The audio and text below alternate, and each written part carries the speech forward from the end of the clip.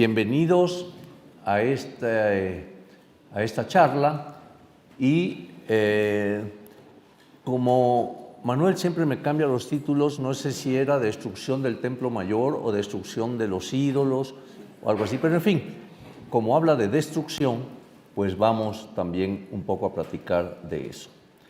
Lo primero, y como un breve preámbulo, quisiera comentar que vamos a poder ver cómo hace 500 años la conquista de México va a presentar la lucha, el encuentro entre dos maneras muy diferentes de pensamiento. Por un lado, el pensamiento occidental, ¿verdad?, que provenía de Europa, que provenía de España, en fin, y por otro lado, el mundo mesoamericano que había también estado presente en estas latitudes desde, digamos, ya con la presencia de grandes ciudades, etcétera, más o menos desde 2.000–3.000 años atrás. Entonces, pues, era, como digo, un encuentro en el cual se iban a enfrentar y finalmente a hacer un mestizaje de esas dos formas de pensamiento, pero también dos formas de expresión económica, política, religiosa, etcétera, etcétera. Entonces, el resultado de eso, pues, es el México de hoy, sin olvidar la sobrevivencia de muchos grupos indígenas que aún hablan su lengua, lo cual es un factor realmente de orgullo para México. Entonces, pues, este encuentro va a tener una serie de facetas, de presencias y demás que van a culminar, pues, con el triunfo de uno de los bandos, ¿no? Y vamos a ver, en pocas palabras, cómo se manifestó, pues, ese triunfo que iba a traer consecuencias no solo para lo que sería la Nueva España, sino también para Mesoamérica y España, ¿no? Entonces, voy a comenzar por comentar, aunque sea brevemente, algunos puntos que considero importantes, es decir, cómo vamos a ver la presencia de dos grandes aparatos, ¿verdad?, del que son portadores los conquistadores. Por un lado, el aparato militar, es decir, se trataba de una guerra de conquista, de esto no hay la menor duda, ¿verdad? Y, por otro lado, se trataba también de una guerra ideológica. Entonces, estos dos factores van a ser fundamentales y decisivos en lo que se va a dar, ¿no?, y sus resultados. Entonces, pues, dentro de ese aparato militar, vemos cómo, digamos, el grupo español viene costeando, ¿verdad?, desde Cozumel, la península de Yucatán, en fin, y en cierta forma están siendo recibidos de ninguna manera amigablemente, sobre todo en el mundo maya. Hay allí resistencia, en fin, a todo lo que está implicando esa presencia que se está dando en las costas, ¿no? Sin embargo, esto va a cambiar cuando llegan al área que hoy conocemos como Veracruz. O sea, allí cambia un tanto la actitud del local, de los habitantes de la costa, en relación precisamente a estos individuos un tanto extraños para ellos. ¿A qué se debe que se vea ese cambio en esa actitud? Pues se debe fundamentalmente a que los totonacas del centro de Veracruz están sujetos tributariamente a Tenochtitlan. Es decir, el mexica de Tenochtitlan tiene, digamos, sometidos a estos grupos y a muchos más en Mesoamérica. Eran alrededor de 370 pueblos que había en Mesoamérica que eran tributarios del mexica, ¿no? Entonces, esa expansión militar mexica pues va a traer consecuencias en este sentido, de que de inmediato, ¿verdad?, ven llegar a los españoles y ven allí un cierto aviso de poder dejar de pagar el tributo fuerte, oneroso, que Tenochtitlan les imponía. Entonces, este cambio, como decía, de actitud, pues va a proveerle a Cortés y sus huestes, pues ya una confianza de que puedan establecerse ahí como punta de playa para poder empezar la conquista de México. Esto es importante porque recuerden que la economía de Tenochtitlan se basaba en tres aspectos fundamentales. Por un lado, la imposición a otros grupos para aplicarles un tributo en diversos productos, cargas de maíz, de frijol, pieles, mantas, cal, en fin, que era traído periódicamente a Tenochtitlan.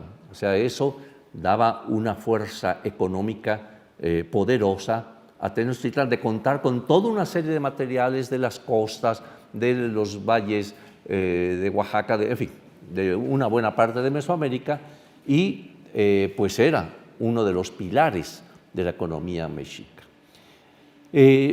Por otro lado, vemos también cómo la economía se basaba en toda la producción agrícola. La producción agrícola que abastecía al imperio mexica de pues, toda una serie de productos, ¿verdad? Maíz, frijol, calabaza, chile, en fin, que era producido por diversas técnicas y que eran presididos por Tlaloc, el dios de la lluvia, el dios al cual se trataba de mantenerlo en su faceta, diríamos, positiva. Recuerden que los dioses pueden cambiar. Así Tlaloc podía enviar desde una cantidad de granizo, etcétera, y acabar con las cosechas, como podía ser benévolo y enviar buena lluvia para los sembradíos. Por lo tanto, había que tener ese equilibrio a través de ofrendas, ofrendamientos, etcétera, para que el Dios fuera benévolo. Entonces, pues, vemos aquí esos dos aspectos económicos. Hay un tercero que yo considero que no era tan fuerte y es el comercio con diversas regiones y demás, que servía para intercambio en el mercado de Tlatelolco, etcétera, de una serie de productos muy variados, ¿no? Pero creo que los dos primeros son los importantes y por eso, en el Templo Mayor de Tenochtitlan, el principal edificio mexica, vemos la presencia de dos deidades fundamentales: Tlaloc, el dios de la agricultura, de la producción agrícola, etcétera, y Huitzilopochtli, el dios solar y de la guerra, ¿no?, obedeciendo a ese aspecto militar. Entonces eso pues era importantísimo para, y lo vemos reflejado ahí en el Templo Mayor, con el culto, los ofrendamientos y demás a esos dos dioses. Había otros también allá arriba, pero de eso nos referiremos un poquito después. Pero los principales indiscutiblemente eran Tlaloc y Huitzilopochtli, ¿no? Entonces, esto va a ser fundamental, pues, como decíamos, para que Cortés y sus gentes puedan asentarse en esa parte de Veracruz, ¿no? Les ofrecen alimentos, nos cuenta Bernal Díaz, nos cuenta el mismo Cortés en sus cartas de relación, cómo les están ofreciendo alimentación, en fin, sienten confianza de que van a tener allí unos aliados. Inclusive, Cortés hace un acuerdo con estos primeros grupos totonacos, serranos y costeños, y les dice, ya ustedes no van a tener que pagar tributo a Tenochtitlan, ustedes ya tienen otro señor, que es el señor Carlos V, que está en un lugar en España, ¿verdad? Estos grupos, con tal, como decíamos, de liberarse de esa imposición del mexica, pues se une y le facilita a Cortés la estancia y demás. Eso lleva a que Cortés entonces va a encallar sus naves, no quemar, como se nos decían nuestras maestras en la primaria, y llegó Cortés y quemó las naves, no quemó nada, ¿no? Quizá intuía que más tarde las iba a necesitar. Entonces las encalla, ¿verdad? Y pues tiene ahí como decíamos, un pie de playa para poder asentarse y empezar a planear el avance hacia Tenochtitlan, porque las quejas del Totonaca es en contra de esos señores de allá del centro, atrás de los volcanes, que nos tienen sojuzgados a través de un tributo, ¿no? Y entonces se va a empezar a planear, digamos, lo que es el avance hacia Tenochtitlan. Todo lo demás ya lo sabemos, no les voy a repetir, ¿verdad? Cómo van avanzando, van encontrando algunas resistencias, en otros casos apoyo, en fin, ¿verdad? Hasta que van finalmente a llegar a las afueras de la ciudad lacustre del Mexica, Tenochtitlan, ¿no? Aquí es importante ver cómo también desde un principio vemos que esas dos necesidades esas dos presencias del aspecto militar y del aspecto ideológico religioso, digamos, van a estar presentes, ¿no? Recuerden ustedes cómo en un momento dado Cortés, acompañado del Tlatoani, en fin, suben al Templo Mayor y pretende, o por lo menos sugiere, que hay que poner una imagen allá arriba, ¿verdad?, de la Virgen y demás, y los sacerdotes mexicas le dicen, no, nada de eso. Aquí están nuestros dioses, ellos han sido benévolos con nosotros, no se va a permitir que tú pongas nada, ¿no?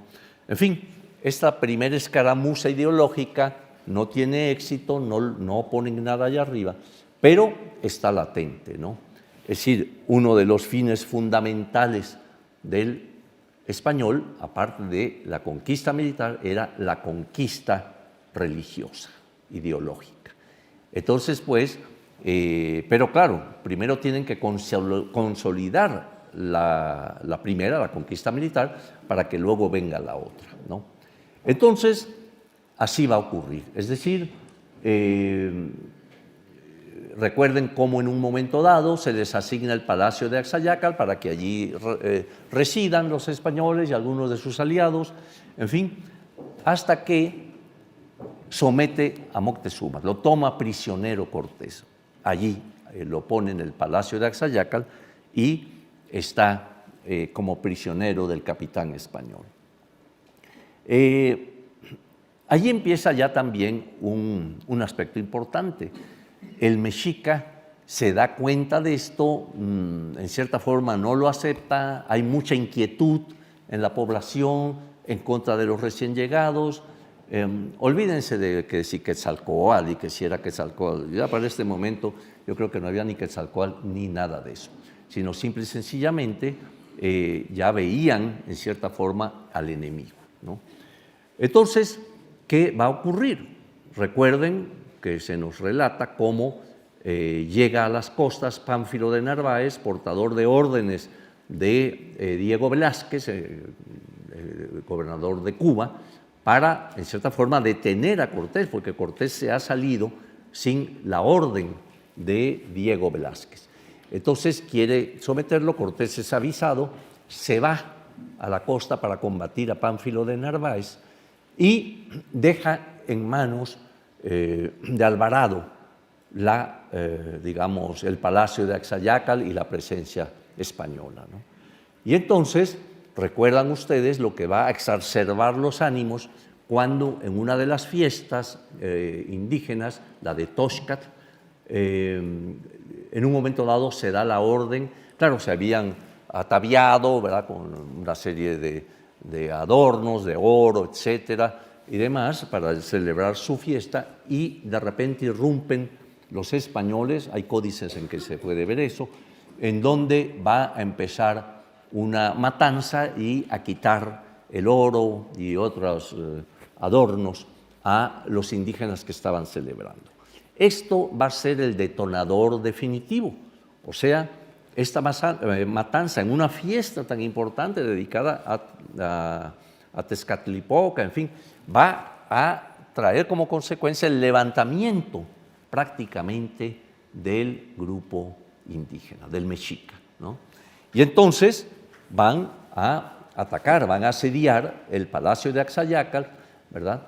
Cortés regresa sabiendo lo que ha ocurrido, ¿verdad? Regaña, parece que fuertemente a Alvarado por lo que él considera que es una imprudencia que ha cometido, pero el hecho es que ya los dos bandos están ahora sí que ya listos para el combate. Aquí pues es muy importante ver ese momento, porque viene una de las causales que yo considero importantes para la conquista de Tenochtitlan, ¿no? Y una de ellas es, primero, esa sujeción que habían hecho de Moctezuma y que, por lo tanto, los indígenas sienten que ya no tienen a su Tlatoani, ya no tienen el mando de su capitán. El Tlatoani revestía dos aspectos, el ideológico y el militar. Era el gran capitán del ejército mexica y a la vez era el sumo sacerdote de la religión azteca. Entonces, estando prisionero, de poco les servía y nombran un nuevo Tlatoani, a Cuitláhuac, ¿no? Entonces, Cuitláhuac asume inmediatamente el mando de las huestes, empieza el asedio, continúa el asedio hacia los españoles y demás, hasta que llega un momento en que es tan difícil la situación para el español que planean huir de la ciudad de Tenochtitlan.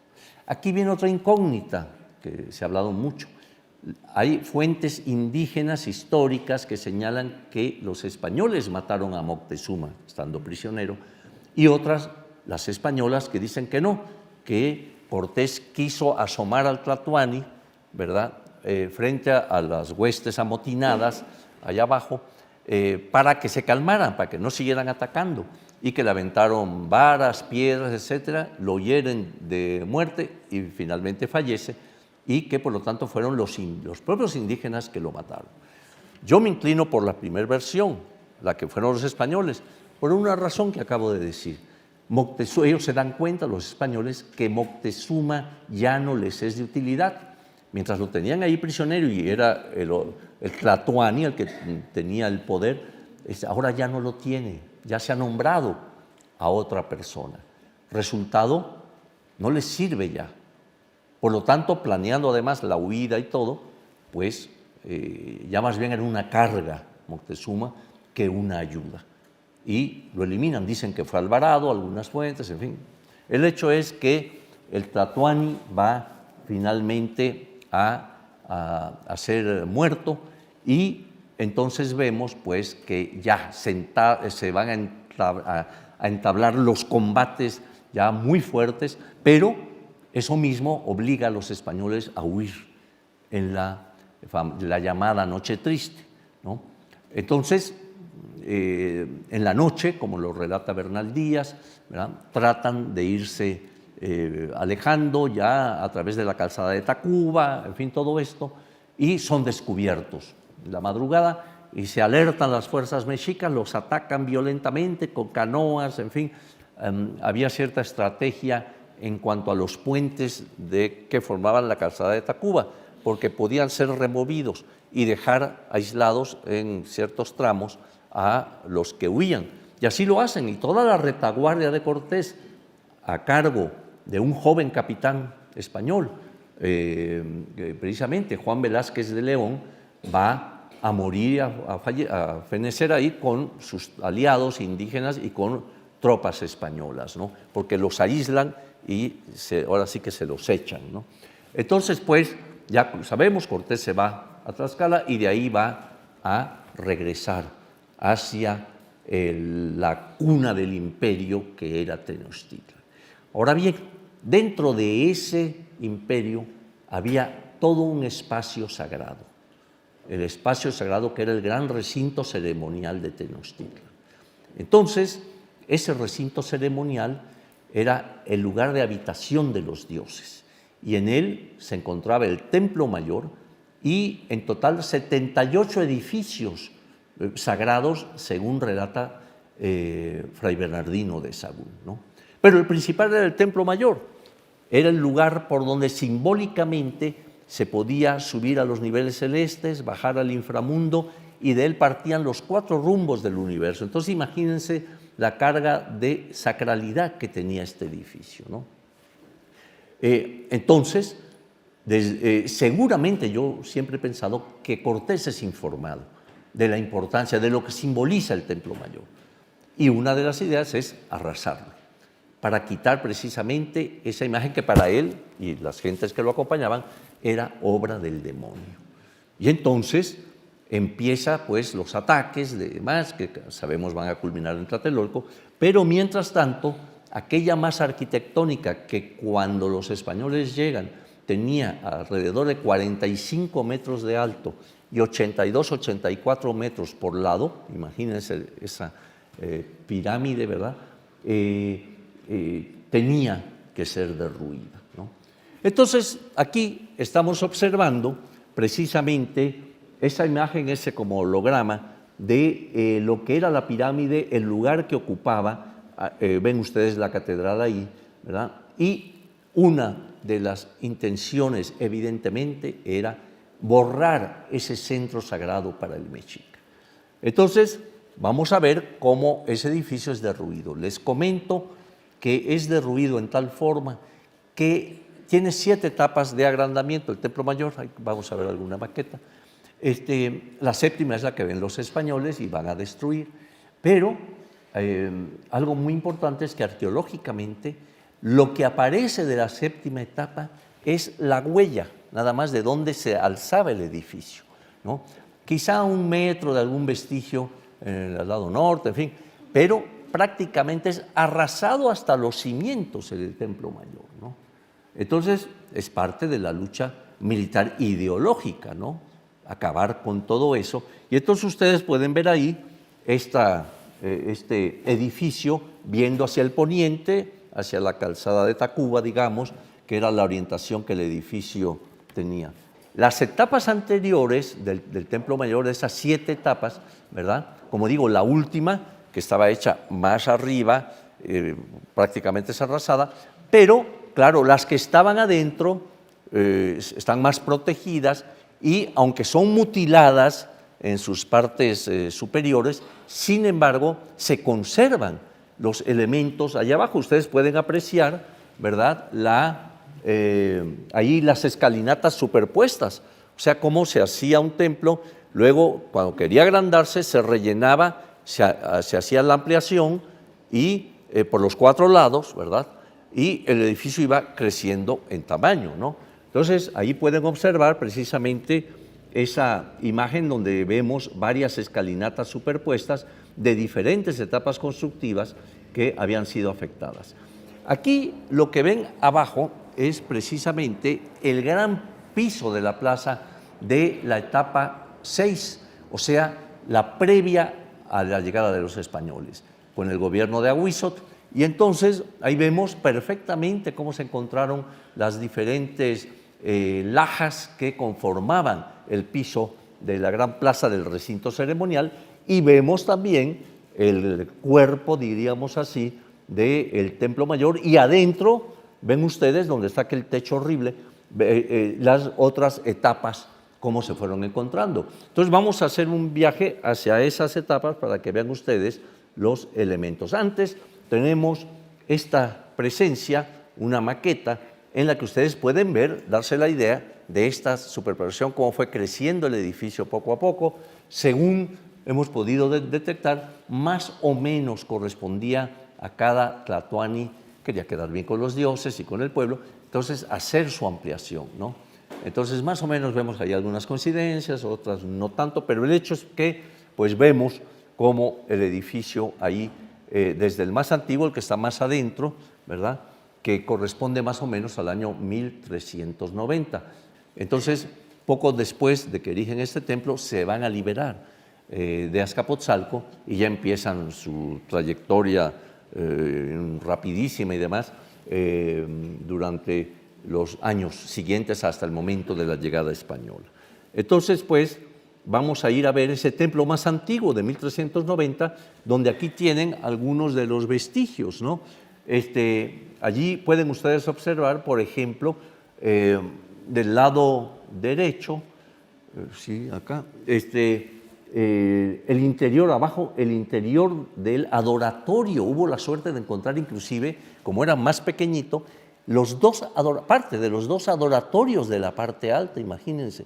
Entonces encontramos lo que ustedes ven ahí, el adoratorio de Huitzilopochtli, por ejemplo, con su estuco, etc. Noten que enfrente de él hay como agujeros en el piso. Ahí encontramos ofrendas, urnas funerarias, seguramente de personajes muy importantes del imperio, para ir a parar ahí arriba al adoratorio de Huitzilopochtli, el dios de la guerra. Y enfrente del adoratorio, lo ven arriba, encontramos la piedra de sacrificios, ¿no? Recuerden que era el lado de la muerte, era el lado del sacrificio, del dios solar y de la guerra, ¿no? Entonces, en cambio, el lado de Tlaloc encontramos el chacmol, que ustedes ven allá arriba, enfrente de la puerta del adoratorio, ¿verdad? Bueno, también lo ven allá abajo. Vean ustedes cómo se conservaron los pigmentos, los colores de la escultura, que en cierta forma se relaciona también con el dios Tlaloc, ¿no? Aquí vemos algunas de las urnas funerarias que se encontraron del lado de Huitzilopochtli, 1390, y que ya han sido analizadas inclusive en su contenido. Los restos óseos fueron analizados por una investigadora, una arqueóloga, que hizo su tesis y fue premiada y demás por toda la tecnología moderna que aplicó para poder estudiar estos restos óseos, ¿no? Ahora bien, el templo sigue creciendo y de repente encontramos esta etapa 3, ¿verdad?, más o menos correspondiente a 1430, ¿no?, en donde localizamos esas esculturas reclinadas sobre la escalinata del lado de Huitzilopochtli, ¿no? Ahí estaban colocadas, como pueden observar, están viendo tal como se encontraron. Después tuvimos que removerlas y pasarlas al museo porque sufrían peligro de lluvias y demás, y pusimos una que otra réplica para dar la idea, ¿no? Pero en este momento notamos en la excavación que había digamos, un agrandamiento muy fuerte en relación a la etapa anterior, más restringida, más chica, ¿no? Entonces, esta nueva etapa es y obedece a que el mexica se ha liberado de Azcapotzalco y lo ha sometido a su vez. Por lo tanto, el de Azcapotzalco ahora le va a servir como tributario y le obligan a que traiga los materiales, a que haga construcciones, que haga la ampliación del templo, etcétera, etcétera. Entonces, esto es muy, muy interesante porque sí vemos que ya, digamos, es un cambio radical, ya hay mayor, diríamos, riqueza en los acabados y demás, ¿no? Y así llegamos a la etapa 4, 4A, 4B, en fin, en donde vemos estas enormes serpientes, las de abajo, que tienen más o menos unos 6, 7 metros de extensión, ¿no? Todavía guardan su policromía en algunos casos. Arriba, algunas de las cabezas de serpiente que remataban las alfardas de las dos escalinatas a Tlaloc y a Huitzilopochtli. Y también elementos como el altar de las ranas. Vean aquí ese altarcillo con las ranas que está hacia el lado de Tlaloc, y que es evidente su relación con la deidad, ¿no? Recuerden, la rana pues habita en el agua. Hay una relación ahí inmediata con los elementos acuíferos y con el dios que la preside, ¿no? Entonces, pues,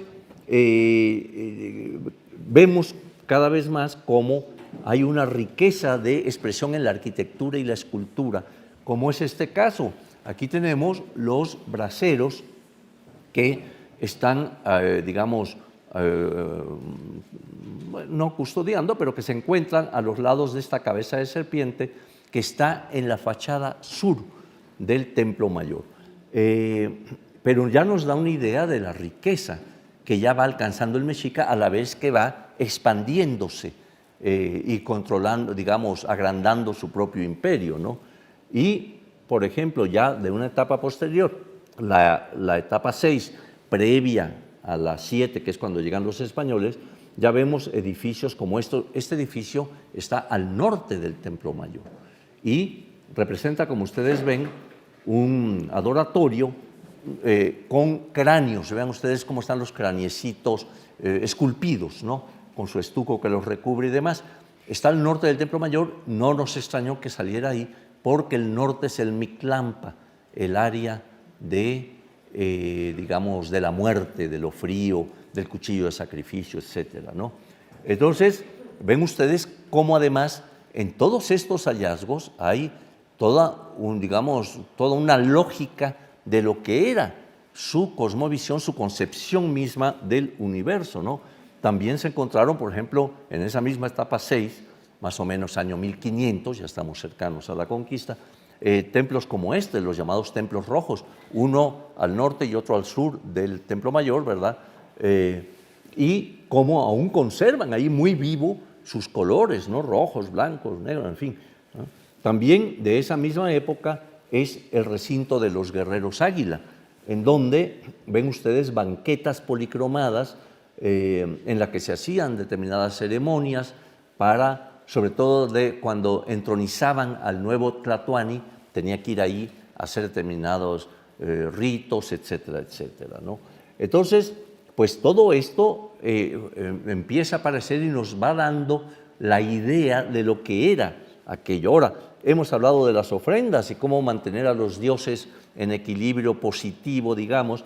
Aquí tenemos algunas, por ejemplo, estas cajas de piedra, ¿verdad? Este caso, ven ustedes, ofrenda 41, estas cajas que tenían su tapadera de piedra también, pero en su interior, ven ustedes, hay máscaras y esos cositas que ven en los extremos estaban adentro. Es un agrandamiento de los peces de concha nácar, canoas, como pueden ver ahí, culebras de agua dulce, en fin, todo esto colocado en el interior de la ofrenda y todo con un simbolismo, eso es muy importante. No era nada más que el sacerdote dijera, a ver, aviéntale una tortuga y ahora, porque encontramos además un animalerío impresionante, sino que tenía un orden, ¿no? Un contenido específico. Vean esta ofrenda, la cámara 3, lo principal eran estas dos ollas policromadas, ¿verdad?, que a su alrededor tenían una serie de máscaras y demás. Y noten, entre las dos ollas hay huesos y el cráneo de un felino que tiene en las fauces un cuchillo de pedernal, ¿no? Entonces, como digo, todo esto tenía un lenguaje, ¿no?, que es necesario interpretar y ya ha sido en parte interpretado. La ofrenda 61, por ejemplo, ¿no?, muy rica. La que vemos del lado derecho es la primer capa que excavamos. Una vez que se excava, se toma nota, en fin, la arqueología en eso es muy rigurosa, y se levantan esos objetos para poder seguir excavando. Y entonces venía la segunda capa, principalmente consistente en conchas, caracoles, productos, digamos, marinos y demás, ¿no? Pero de repente empezamos a ampliar las excavaciones y nos avisan que en catedral es necesario que se intervenga porque la catedral se estaba resquebrajando de plano. Entonces, los ingenieros empezaron a abrir grandes pozos, 37, 40 pozos a lo largo y ancho de la catedral, para poder aplicar toda una técnica para que la catedral no se siguiera hundiendo, que eso era lo que causaba el resquebrajamiento de la estructura, ¿verdad? ¿Y por qué razón? Porque abajo de la catedral había edificios prehispánicos, en algunos casos grandes templos ahí. Entonces, al irse hundiendo por la extracción de agua, ¿verdad?, la catedral y todo el centro pues se va hundiendo, se va hundiendo. Pero cuando pega con los edificios prehispánicos que ya tenían su asentamiento más abajo, entonces empieza, si aquí hay un edificio, acá hay otro, empieza a resquebrajarse, ¿no? Empieza a hundirse de un lado, en otro se retiene más por la misma presencia que está abajo, en fin, entonces estaba creando un problema. Entonces los ingenieros idearon abrir estos grandes pozos que se va a reflejar en esto. Vean ustedes, allí tienen la catedral arriba, luego abajo ven ustedes estos que parecen como postes, no son los pozos que abrieron los ingenieros, y claro, nosotros aprovechamos para meternos y poder ver qué había debajo de la catedral arqueológicamente. Entonces nos metimos y empezaron a salir esos grandes edificios. Ven ustedes abajo, ¿no?, cómo están estas masas arquitectónicas que eran las que estaban provocando que el templo cristiano, digamos, se empezara a resquebrajar. Alguna vez escribí algo como la venganza de los dioses, ¿no? Entonces, pero había también, claro, que a la vez de recuperar el dato arqueológico prehispánico, poder mantener el dato colonial, que es, digamos, ambos son parte de nuestro patrimonio, ¿no? Entonces, ven ustedes abajo cómo están los edificios que se encontraron. Apareció un juego de pelota, aparecieron, noten que hay 3 edificios debajo de la entrada de la catedral, que era lo que estaba provocando que al estar aquí, las 2 torres acá y esos edificios aquí abajo, ¿verdad?, al irse hundiendo, empezara a abrirse las torres de la catedral. O sea, era realmente importante y impactante ver cómo eso estaba ocurriendo, ¿no? Aquí ven algunos de los materiales que han sido encontrados precisamente por el programa de arqueología urbana. Allí instauré el PAU, Programa de Arqueología Urbana, o sea que ya eran elementos fuera del templo mayor propiamente dicho.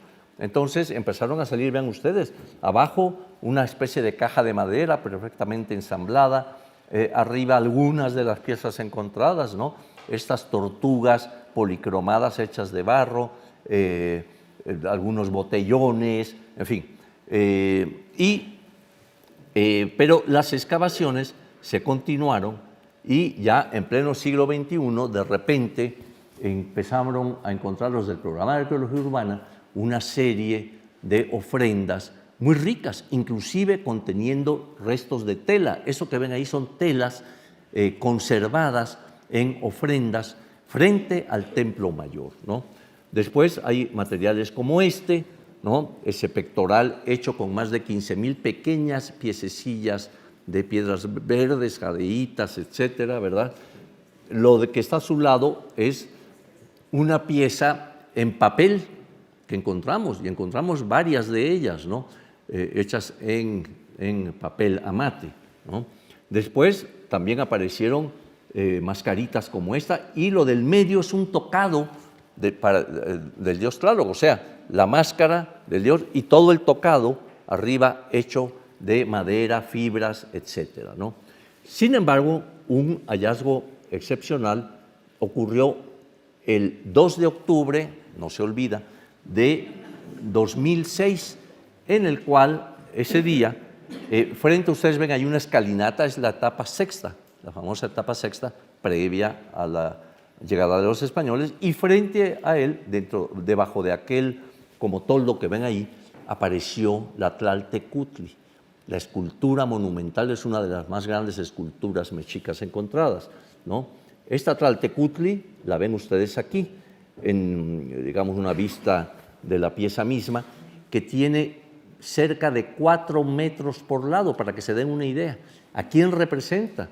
Representa a la diosa de la tierra, ¿no?, Tlaltecutli. ¿Cuál era la función de esta diosa? Era devorar a los cadáveres, ¿verdad? Para después parirlos para que fueran a su destino.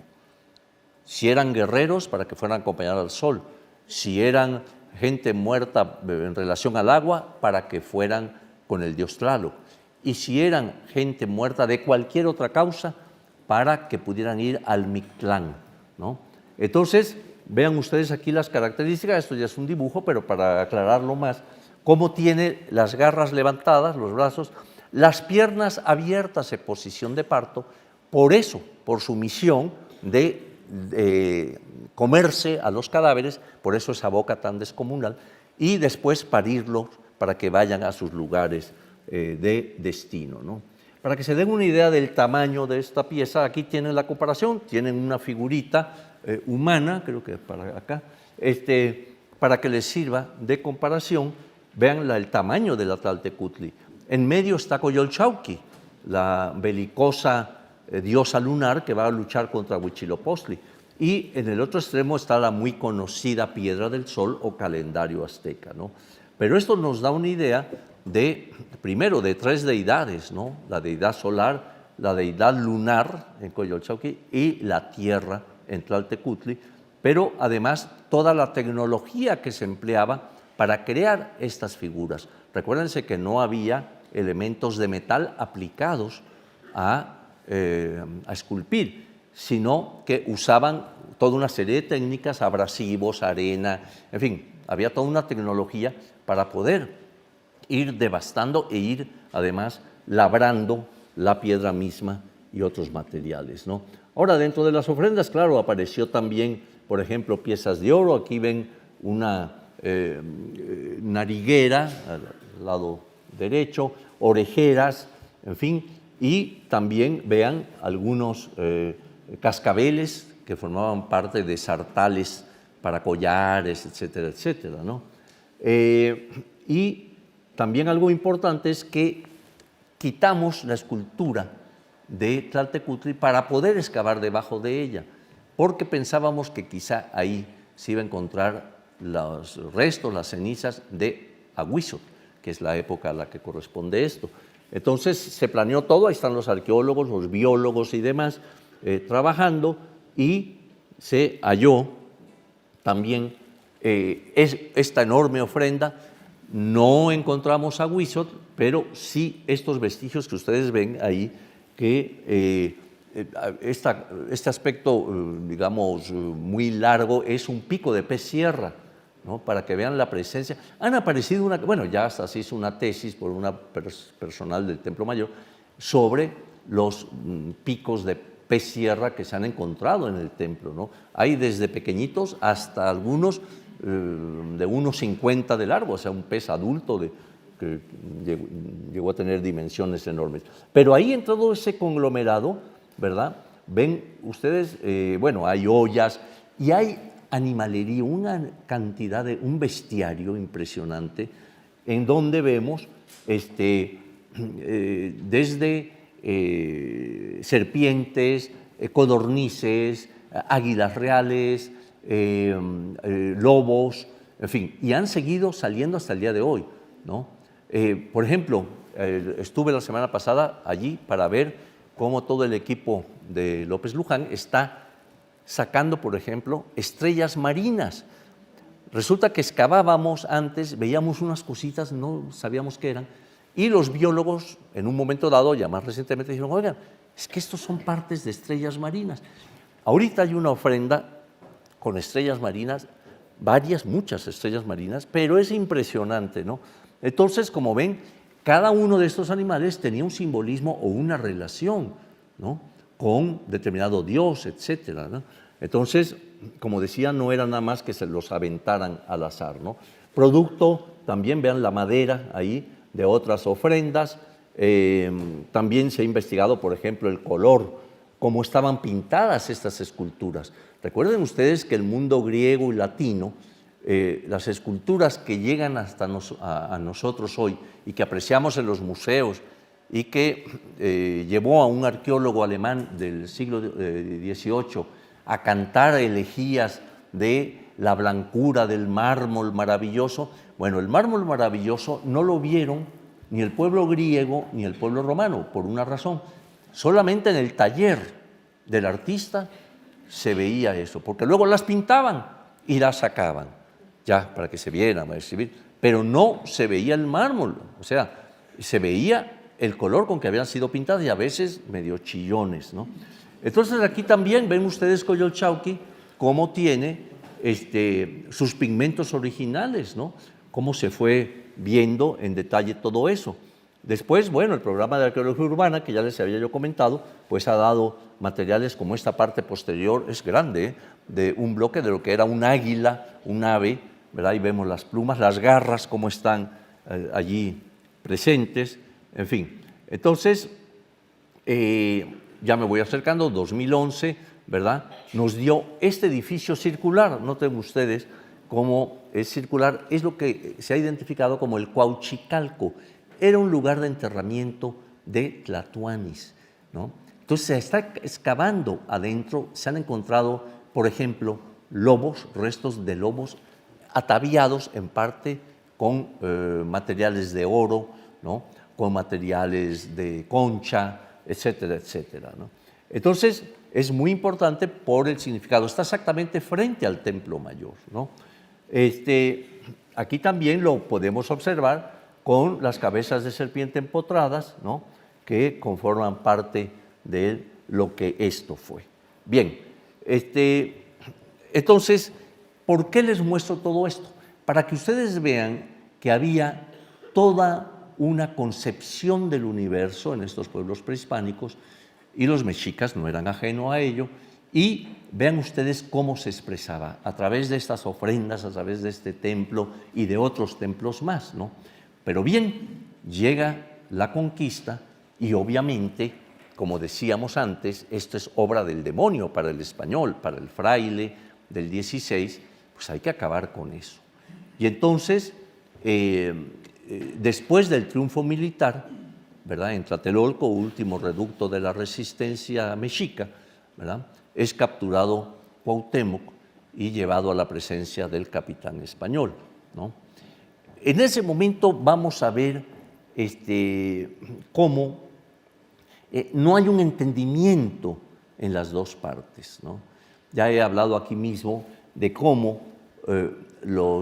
Cortés se entendía con Cuauhtémoc a través de hablantes de lenguas indígenas y el español, ¿no?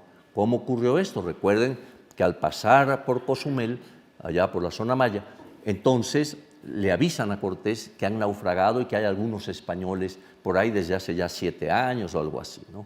Entonces Cortés manda, dicen que envía una misiva para que les digan a estos españoles que se unan a su bando, ¿no? Que los esperen en las naves. Y entonces Jerónimo de Aguilar se encanta con la idea. Jerónimo, según parece, era un digamos, medio frailuno, tenía órdenes menores, en fin, dicen que traía un libro de horas, no sé cómo le hizo en el naufragio, pero que traía un libro de horas, o sea, oraciones también, que leía profundamente, o sea, él guardaba su espíritu, vamos a decir, cristiano, español y demás. Pero otro de los que habían naufragado, otro español, no pensaba así, ¿no? Sino que inmediatamente se consigue una pareja indígena, de ahí nacen los primeros mestizos, ¿verdad? Y va a tener su familia en uno de estos pueblos mayas, y entonces Jerónimo va a verlo. Le dice, oye, Gonzalo Guerrero, fíjate que han llegado a las costas nuestras gentes, nos mandan a decir que nos unamos con ellos.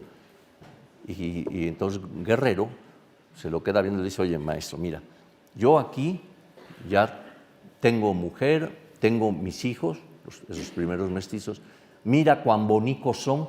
Por cierto, que alguna vez que hice una introducción a un libro sobre Gonzalo Guerrero, puse esa frase que viene en Bernal Díaz, ¿no? Es decir, mira mis hijicos cuán bonicos son.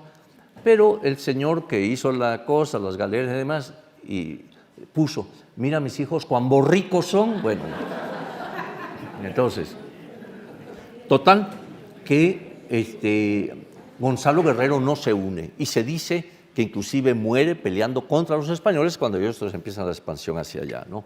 Gonzalo no, digo el otro, Jerónimo, sí se une, pero había aprendido el maya durante todos esos años, había aprendido el maya. Entonces se une ahí y empieza, recuerden que ya después le regalan a la Malinche y otras 20 mujeres, en fin, a Cortés. Y la Malinche era una mujer muy culta, ¿verdad? Y hablaba varias lenguas, hablaba el náhuatl, hablaba el maya y parece que otras lenguas del área de Tabasco y demás, ¿no? Entonces, ¿cómo es que al momento que aprisionan a Cuauhtémoc en Tlatelolco se va a entender Cortés con él? En primer lugar hay que ver una cosa, es hecho prisionero Cuauhtémoc, lo llevan ante el capitán español y ahí no media nada de que vengo sujeto, no. Como es el tlatoani quiere decir el que tiene la palabra, el poder de la palabra, eso era el tlatoani, ¿no? Él de inmediato se dirige al capitán español, ¿no? Y le dice, señor, he hecho lo posible en defensa de mi ciudad y ya no puedo más. Por lo tanto, toma el puñal que tienes en el cinto y mátame luego con él, ¿no? Entonces, esas palabras dichas en náhuatl son traducidas por la Malinche al español, a Jerónimo. Y Jerónimo, entonces, se las traduce a Cortés, ¿no? Entonces, Cortés pues no entiende nada de eso, o sea, y le dice, no, no, yo te perdono, no sé qué, le da un abrazo y demás. Entonces, ¿qué era realmente lo que quería decir Cuauhtémoc? No quería decir nada más, bueno, mátame con tu puñal, porque no, tenía un significado más profundo. El destino de los guerreros capturados en combate era el de ser sacrificados. ¿Para qué? Para acompañar al sol, el guerrero por excelencia, a lo largo del firmamento, por lo menos hasta del orto del este al mediodía. Ya después lo acompañarían al sol las mujeres muertas en su primer parto, que eran guerreras, eran consideradas guerreras. Pero en esta primera parte, el destino del guerrero capturado y sacrificado en honor de los dioses era acompañar al sol, ¿no? Entonces Cuauhtémoc es el capitán del ejército mexica. Lo que está pidiendo no es nada más mátame así en el sentido occidental, sino es sacrifícame porque ese es mi destino para acompañar al sol en su recorrido. O sea, un contenido muy diferente, ¿no? Entonces, allí ven ya que pues no hay entendimiento, son dos formas, como dije al principio, de pensar muy diferentes y demás, ¿no? Entonces, pues, culmina ahí prácticamente el aspecto de la conquista militar, ¿no? Pero va a empezar la ideológica, lo que decíamos también al principio.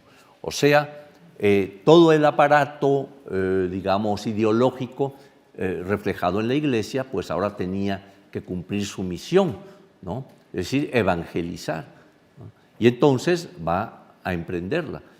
Uno de los aspectos importantes de esa evangelización era, obviamente, desterrar totalmente el pensamiento ya ancestro, es decir, todo este pensamiento del mundo indígena, y para ir colocando el pensamiento cristiano, ¿no? Entonces, ¿cuál es el resultado? ¿No? Pues empiezan a derruir templos. ¿Quiénes son los que deben hacer eso? El mismo indígena conquistado. Se le obliga a que derruya estos templos, a que tire a sus ídolos, etcétera, etcétera. Hay un relato de Andrés de Tapia, uno de los conquistadores, que nos dice cómo bajan a Coatlicue, que parece que también estaba allá arriba del Templo Mayor, del lado de Huitzilopochtli, cómo la van bajando, la manera en que la van bajando, para ya luego quizá irla a tirar allá por lo que hoy es el Zócalo, por la Acequia, el canal que pasaba al sur del Zócalo, frente al departamento del DF, como se llame ahora. Pero se ve que pesaba bastante. Llega un momento en que ya no, muy cerca ya de la Acequia, ya la dejan abandonada ahí, la cubren y demás, igual que la Piedra del Sol. La Piedra del Sol se encontró en el Zócalo, pero no era su lugar original. También la trasladaron seguramente para arrojarla ahí. Pero todo esto era motivado por la necesidad de imponer pues un nuevo pensamiento, una nueva religión, ¿no? Y entonces se va a manifestar de esa manera, ¿no? Relata Motolinía, fray Toribio de Benavente, franciscano, como, por ejemplo, en Tlaxcala y en la misma Ciudad de México y demás, empiezan a encontrar que el indígena sí tiene una imagen cristiana, ¿verdad? Pero como también está adorando al lado imágenes de sus antiguos dioses. Hay un caso muy interesante que yo he relatado varias veces, que es el de Tlaltecutli, esta deidad que vimos enorme, ¿verdad? Por lo general, la Tlaltecutli se hacía en grandes bloques, ¿no? Y se le labraba con todas esas características, sus piernas abiertas, todo esto que hemos dicho. Y iba colocada boca abajo, porque era la diosa de la tierra, entonces tenía que estar pegada a la tierra y el bloque arriba, pero ella grabada acá abajo, ¿no? Entonces, el fraile, los adarifes, etcétera, le piden a la indígena que seleccione piezas de los templos derruidos y de las esculturas de los dioses también derruidos, para que sirvan para edificar las casas coloniales, los nuevos conventos, las nuevas iglesias, las casas de los conquistadores, etc. Y entonces es curioso que hemos encontrado arqueológicamente, no solo en Templo Mayor, que han salido, sino procedentes de otras partes del centro de la ciudad, por ejemplo, esculturas en que se ve la efigie de Tlaltecutli, ¿verdad? Pero arriba el bloque ya ha sido aprovechado para empezar a hacer la base de una columna colonial, ¿no?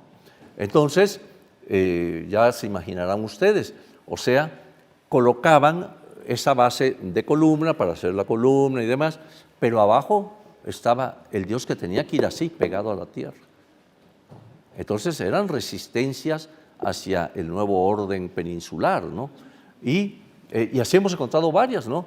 Una base de columna colonial y abajo labrado, no otro dios, siempre, invariablemente, es Tlaltecutli, porque era el dios que tenía que ir en esa posición, ¿no? Pasaba el fraile o el alarife allí y veía que estaban labrando. Oye, pero que tenéis ahí abajo uno de vuestros demonios. No se preocupe, su merced, va a ir boca abajo, no se va a ver. Bueno, entonces, pues, para ya no hacerles el cuento largo, sí quise darles este panorama por lo que simbolizaba el Templo Mayor, esa presencia del centro del universo, ¿no? Para ellos, ¿no? Y cómo ese centro del universo tenía que desaparecer.